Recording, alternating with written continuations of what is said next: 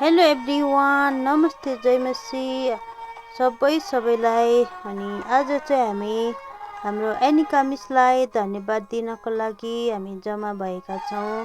अनि हामी सबै मिलेर मिसलाई मायाको चिनो दिनको लागि हामी तयार भइरहेका छौँ।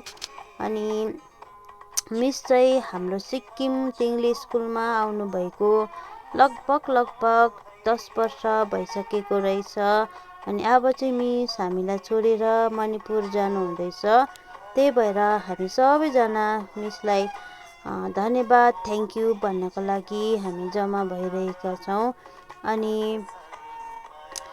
अब चाहिँ हामी मिसलाई हाम्रो मायाको चिनो दिनेछौँ। अनि मिसको लागि हामी सबैजनाले सधैँ प्रेमा याद गरिदिनेछौँ, हामी प्रार्थना गरिदिनेछौँ। मिसको जीवनमा अनि मिसको परिवारमा एकदमै खुसियाली आइरहेको होस्। अनि एकदमै लाइफहरू फ्यामिलीहरूमा राम्रोसँगले लाइफहरू बितिरहेको होस् भनेर हामी मिसलाई प्रार्थनामा याद गर्नेछौँ। अनि थ्याङ्क यू मिस, धन्यवाद, हुन्छ।